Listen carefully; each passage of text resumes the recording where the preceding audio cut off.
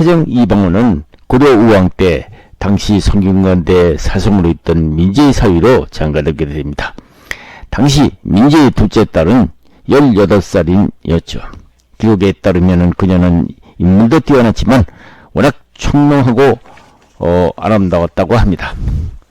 이 민씨가 18살 되던 해에 2살 아래인 당시 함경도 지방을 관할하던 국방 책임자였던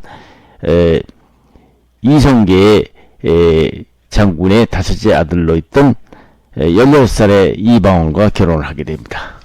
그런데 이 이방원이라면 시청자 여러분도 잘 아시겠지만은 훗날 조선 제3대 임금으로 있던 태종이 아닙니까? 방원이 태어난 해가 어느 때입니까? 이방원이 태어난 해는 공민왕이 즉위한 지 16년이 되던 1367년이었죠.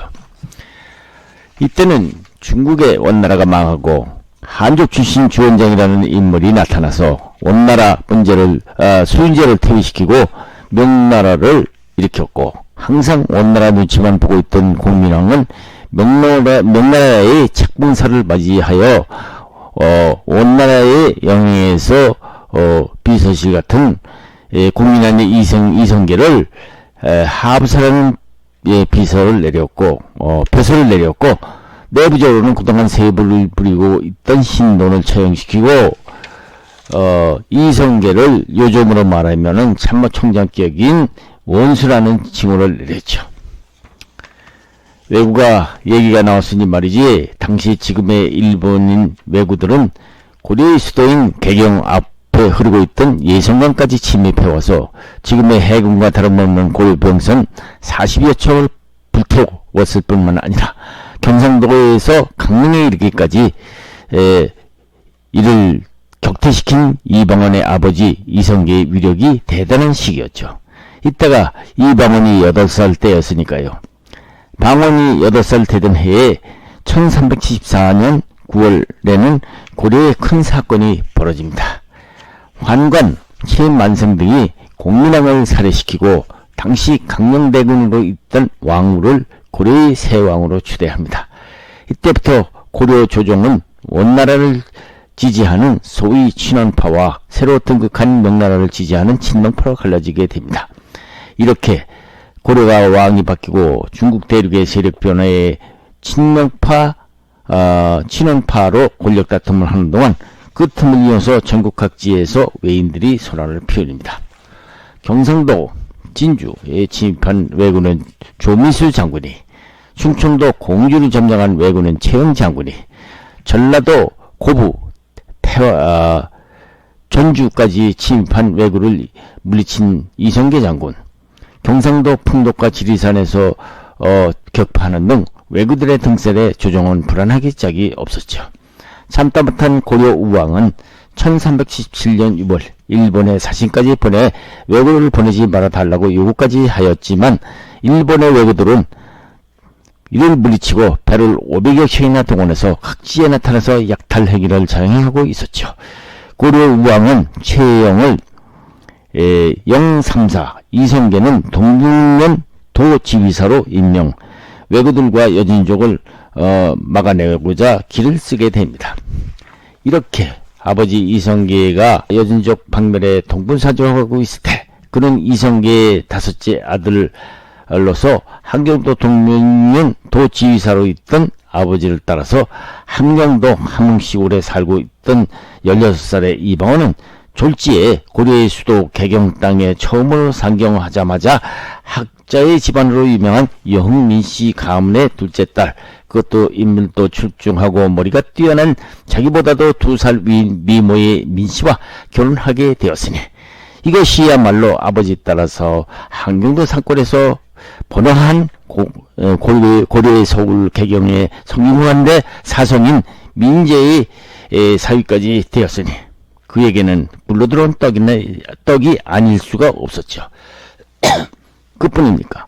민재의 둘째 딸에게 장가든 이방원은 이때부터 처가살이를 하게 됩니다. 시청자 여러분, 함경도 시골 청년 이방원이 고려의 서울 개경 대갓집 사위로 택하게 되었지만 왜 처가살이를 하게 되었느냐고 의심이 되겠죠. 그렇습니다. 한경도 시골 청년이 요즘 모양으로 부모가 결혼시키면 아파트라도 한 채 사주어 살게 만드는 세상이 아니었으니 처가살이가 불가피했을 거라는 것은 짐작이 가지만은 사실 그 당시에는 처가살이가 당연했던 시절이라 요즘 상식으로는 이해하기 힘든 얘기였죠. 조선왕조 태종실록 기사 내용을 보면은 이런 내용이랍니다. 우리 동방의 제도와 문물은 모두 중국을 본받음으로써 오로지 혼인의 이해는 아직도 옛 풍속을 따라서 양으로서 음을 따르므로 남자가 여자 집에 들어가 아들과 손자를 낳아서 A가에서 자란다고 쓰여져 있습니다.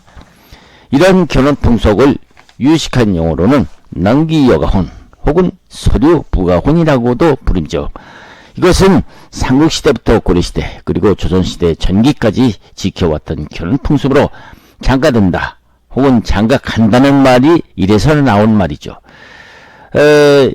이 말은 장집에 들어간다는 입장가라는 말과 관련된 우리 조상들의 결혼 제도로 알려져 있습니다. 조선시대를 대표하는 모범여성으로 알려진 신사임당의 일생에서도 시집살이가 아니라 신사임당도 강릉 친정에서 남편 이원수와 19살까지 결혼해서 결혼한 뒤에도 한양에 있는 시댁을 몇 번 다녀온 곳을 빼고는 내내 강릉 친정집에서 살았다고 합니다. 하여튼 이방원은 뛰어난 미모에다 총명한 처와 깨가 쏟아지는 결혼 생활을 하고 있었던 것은 사실이었죠. 몇 년간 지속된 처가살이 동안 총명한 아내는 남편 이방원에게 아버지 민재의 전통을 이어받아 남편의 글공부에 적극적인 도움이 역할을 한 것은 물론입니다. 어쨌든 시골 청년 이방원은 아내의 적극적인 도움을 받아서 결혼 이듬해인 1383년 문과에 급제하게 됩니다. 이때 아버지 이성계는 함경도 길주 평야에서 여진족을 물리친 공로로 그 이듬해 고려 조정에서는 채영을 조선시대로 말하면 좌의정인 채영을 시키고 의정격인 수문 하시중으로 이성계를 임명합니다. 이방원은 한 아이의 아버지가 되어 있었고 문과에 급제하기는 했지만 장인과 장모 아내로부터 극진한 사랑을 받고 처가에서 머물게 됩니다. 태종 이방원은 훗날 애척을 정치에 관여시키지 못하게 하려고 애척인 민재 집안을 곤란하게 만들었을 때도 내가 어렸을 때 민씨 집안에서 자라서 은혜와 사랑을 받고 살았기 때문에 항상 내 머릿속에는 그때를 잊지 못하겠노라고 말했다고 하죠.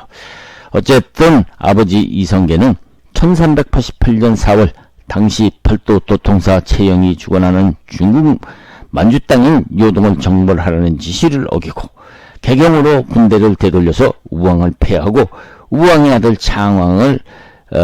왕창을 공양왕으로 추대를 하게 됩니다. 이때부터 이성계는 정도전 등과 함께 지금의 서울인 한양천도를 꿈꿉니다. 공양왕을 호사비 왕으로 세워놓고 이성계는 공양왕 3년째 되던 해에 3군 총제사가 되어서 국가 권력을 쥐게 됩니다. 이때부터 이방원은 아버지를 도와서 고려 충신 정몽주를 선조께서 살해시킵니다. 이때 백은님 등이 공양왕을 경기도 광주 땅으로 추방시키고 1392년 7월 이성계를 왕으로 추대합니다. 이성계는 개성 수창궁에서 조선이라는 새로운 나라를 세우게 된 것입니다. 왕씨 고려의 왕위를 이시조선으로 정통성 있게 바꾸겠다는 속셈이었겠죠. 하지만 이성계는 이름만 왕이었지 망한 고려의 유신들이 왕으로 대우를 해주지 않습니다. 이성계는 이때부터 고민하게 됩니다. 차라리 한양으로 천도할까 말까 하라 이것도 중지하고 1393년 2월에는 무학대사의 말을 듣고 충청도 공주 계룡산 밑으로 수도를 옮기겠다고 꿈을 꾸게 됩니다. 그래서 궁궐을 짓게 되죠. 궁궐을 지으면서 고려 유신들의 반항에 진력이 난 이성계는 공주 계룡산의 새 수도를 정하는 동시에 나라 이름도 정식으로 고려를 조선으로 바꾸라고 명을 내립니다. 그러나 정도전 등 신하들은 충청도 계룡산은 너무 남쪽으로 내려가서 수도로서 적합지 않다는 이유로 지금의 서울인 한양으로 수도를 정할 것을 거니 서울로 1394년 7월 한양을 국도 즉 수도로 정하게 되는 것입니다. 이렇게 해서 1396년 1월 지금의 한양도성 축조의 일이 시작된 것이죠. 이때부터 종묘와 경복궁이 완성이 됩니다. 이성계가 왕으로 기반이 잡혀지자 왕실에서는 심상치 않은 싹이 트기 시작합니다. 이성계의 여러 아들 중 벌써 세자짜리를 노리는 아들들이 등장하기 때문이었죠. 이성계는 자식이 8남 5녀가 있었는데요. 방우, 방화, 방우, 방간, 방원, 방연, 방변, 방석 이렇게 8명의 아들과 5명의 딸들이 있었는데 6명의 아들과 5명의 딸들은 이성계가 왕이 오르기 전에 전처인 한씨가 낳았고 그 아래로 두 아들과 막내딸은 이성계가 왕으로 등극한 후 현비 강씨가 낳은 자식들이었죠. 그런데 첫째 장남 방우와 여섯째 아들 방연은 이미 세상을 떠나고 남은 아들 6 형제는 남기는 했습니다만 이성계가 왕위에 올랐을 때 이방원은 26살이었습니다. 6 형제 중 이방원은 이성계가 조선을 세우는데 제일 앞장을 섰었습니다. 방해가 되는 정몽주를 선주께서 죽이고 물론 아버지 이성계를 제일 앞장서서 도왔죠. 이 방원은 이렇게 아버지 이성계의 눈에 들려고 최선을 다했었습니다. 그런데 이성계의 현 부인인 현비의 생각은 자기 소생인 막내 아들 방석을 세자로 삼으려고 정도전과 짜고서 이성계를 설득 1392년 8월 마침내 방석을 세자로 책봉을 하게 됩니다. 이때부터 현비 강씨는 자기 아들의 정통성을 지키기 위해서 고려 공양왕의 왕씨 집안 사람들을 정도전 같다고 모두 죽여버립니다. 막내 아들 세자자리를 든든하게 하기 위해서였죠. 그 다음 현비 강씨와 정도전은 이방원의 태도가 수상하다고 보고 군사를 풀어서 대군도를 경계하게 합니다. 그것도 모르고 방원은 세자자리의 야심을 채뜨린 현비 강씨의 처사를 항의하고자 태조 이성계를 만나려고 갔다가 현비 강씨와 정도전이 이방원의 아버지 만남을 못하도록 궁궐을 출입을 못하게 통지를 합니다. 하기는 이때 방석이 세자로 책봉되었다는 소식을 듣자 조선 대신들조차도 우려를 하기 시작합니다. 야심을 품고 있는 이방원이 가만히 있을 것 같지 않다는 것이었기 때문이었죠. 이때 이숙본 같은 장수는 방원에게 달려가서 방원에게 대궐로 쳐들어가서 수문장을 베어버리고 임금에게 이 사실을 부당하다는 얘기를 하자고 합니다. 이때 민지의 딸이었으며 그의 명석한 부인인 민씨 부인이 방원에게 충고를 합니다. 이런 때일수록 침착해야 한다고 했죠. 남편 방원에게 충고를 한 것입니다. 그런데 공교롭게도 1396년 8월 그토록 방원이 싫어하던 현비 강씨가 병사하게 되죠. 이 태조 이성계는 사랑하는 젊은 아내까지 잃었으니 그때부터 원나라 명나라 왜구들과 맞싸웠던 지난날의 의기는 어디로 가고 날마다 기운이 줄어들게 풀이 죽어 있었죠. 이렇게 되자 조정은 정도전과 남원 등은 이성계에게 찾아가서 현비 강씨가 죽음으로써 왕자들 간의 권력상쟁이 벌어질지 모르니 방석을 보호해달라고 이간질을 시킵니다. 심지어는 이방원을 없애버릴 음모까지 꾸미죠. 똑똑한 이방원의 아내 민씨는 남편 이방원의 신상이 심상치 않음을 느끼고 이숙본 등 많은 문객들을 남편의 편으로 끌어들이는 큰 실수를 이때부터 하게 됩니다. 이렇게 경계를 하는 동안 어느 날 이방원을 암살하려는 자격을 잡게 됩니다. 신문에 보니 정도전, 남원 등이 방원을 죽이고 보낸 자격들이었죠. 이때 방원은 이를 부두득 갈고 군사를 일으켜서 이들을 죽이려고 마음을 먹습니다. 그러나 이때 대궐에서 이성계가 편찮으니 대군들은 한시라도 바삐 대궐로 들리라는 분부를 내려서 연락이 옵니다. 아무래도 낌새가 이상한 방언은 망설이게 됩니다. 이때 총명한 민씨 부인이 말을 합니다. 여보, 올 것이 왔어요. 아무리 평소 아버님께서 불편하셨다 하더라도 대군들은 모두 모이라는 게 수상합니다. 이것은 분명히 정도전 일당의 흉계가 분명합니다. 흉계? 이놈들이 나를 당신을 해치자는 것이겠죠. 민씨 부인의 말은 적중했습니다. 사실 자객을 전날 밤 보낸 것은 정도전 남원등이었죠. 정도전 남원등은 이방원의 보수가 있을 것이 분명하다고 생각하고 부인 강씨의 죽음에 젖어있던 태조 이성계에게 찾아가서 태조 이성계를 살살 꽂습니다. 전하, 편치 않으실 터인데 왕자들이라도 불러드리시옵소서 라고 하는 말에 이성계는 문득 왕자들을 보고 싶은 생각이 났습니다. 이렇게 해서 왕자들을 입궁하라는 어명이 떨어진 것이죠. 그런데 정도전 등은 군사들 왕자들이 입궁할 때 이방원부터 철퇴로 죽이게 하려고 했던 계획이었습니다. 이때 부인 민씨가 다시 말을 꺼냅니다. 여보, 일단 어명이니까 이꼴은 하셔야 됩니다. 이꼴은 하시되 곧바로 침전까지 가시지 말고 우선 대궐 근방에서 상황을 살펴보십시오. 하고 무엇인가 가만히 귓속말로 말해줍니다. 뒷일은 제가 알아서 할 테니 어서 다른 채비나 하세요. 늦어지면 늦어질수록 저놈들에게 의심을 받을 것이니 민씨는 재빨리 갑옷을 가져와서 속에다 입히고 그 갑옷 위에다가 대군복을 걸쳐 입게 합니다. 이렇게 이방원이 말을 하고 대궐로 향하였죠. 남편이 나가자마자 민씨는 즉시 그의 동생인 민무질과 무구 형제를 불러서 매부의 신상 위험성을 얘기해주고 이숙본에게 연락하도록 합니다. 평소 기른 이숙본의 군소를 동원하도록 한 것이죠. 방원에게 아까 귓속말로 바로 이것인 바로 말한 것은 바로 물론 이것이었으면 물론입니다.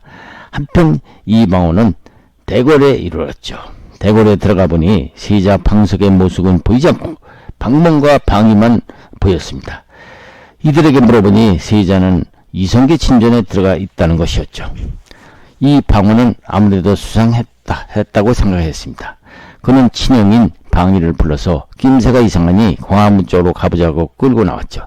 이때 방원은 광화문 쪽에서 이숙본, 민씨, 처남들이 불을 밝히고 군사들을 이끌고 궁궐을 향해 들어오고 있었습니다. 대궐은 온통 이숙본과 민무진 형제의 군사로 가득 찼죠. 이때 이성계 침전에 방원이 반역을 했다는 보고가 들어옵니다. 아니 이놈이 하는 이성계를 세자와 내시가 뜯어 말립니다. 이때 이숙본 군사가 송현동 남은 집에 있던 정도전과 남원을 공격, 두 사람을 그 자리에서 죽이고 맙니다. 이때 곧 옷을 걷어제친 갑옷을 입은 이방원이 등장합니다.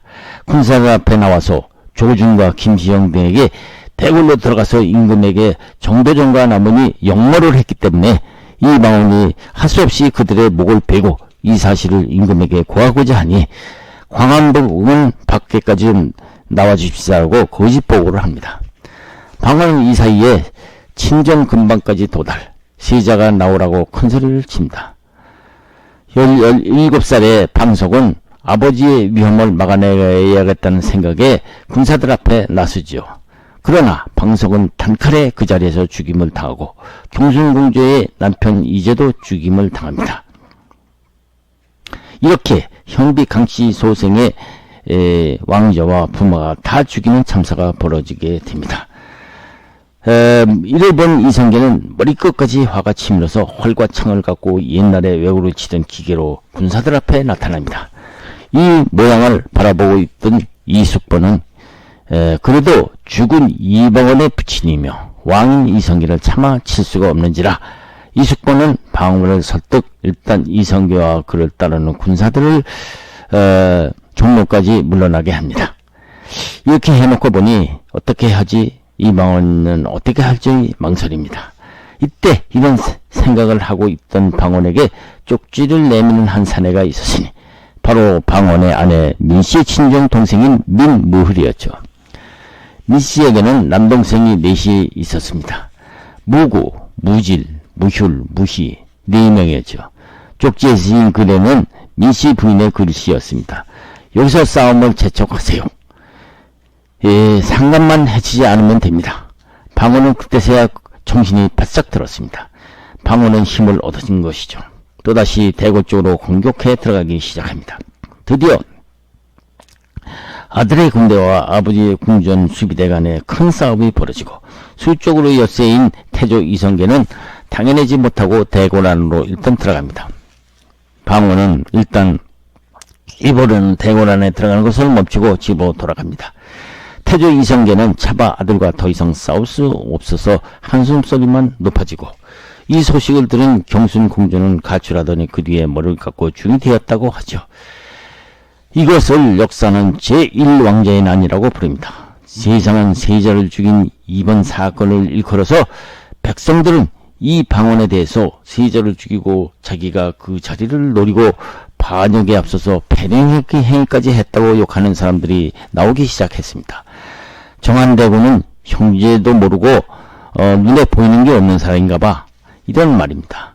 그러나 그 후 사태가 돌아가는 것을 보고 생각이 바뀌기 시작합니다. 방어는 자기가 아니고 다음 세자로 자기의 맏형인 영안대군인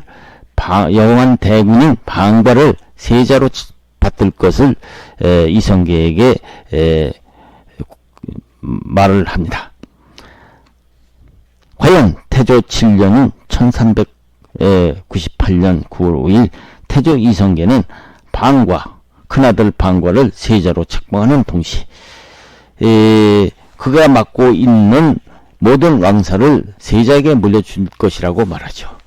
이래서 태조 이성계는 7년 만에 왕위를 떠났고 아들 병과가 조선의 제2대 임금이 되니 그가 바로 정종입니다. 그러면서 분이 안 풀렸는지 태조는 상왕이 되었어도 임금의 도장인 국세를 쥐고 내놓지 않고 있었기 때문에 정종 2대 왕인 정종은 옥으로 국세를 새로 새겨서 결제를 합니다. 그렇게 하면서도 정종은 마음이 편치가 않았죠. 정종은 처음부터 방언의 모든 행동이 두려워 보였기 때문이었죠. 아무리 보아도 불만이 차있는 방언의 모습을 보았기 때문이었죠. 그러면 시청자 여러분, 얘기가 너무 길어져 있으니 오늘은 이만하고 제2편의 제2왕자의 난을 기대해 주시기 바랍니다.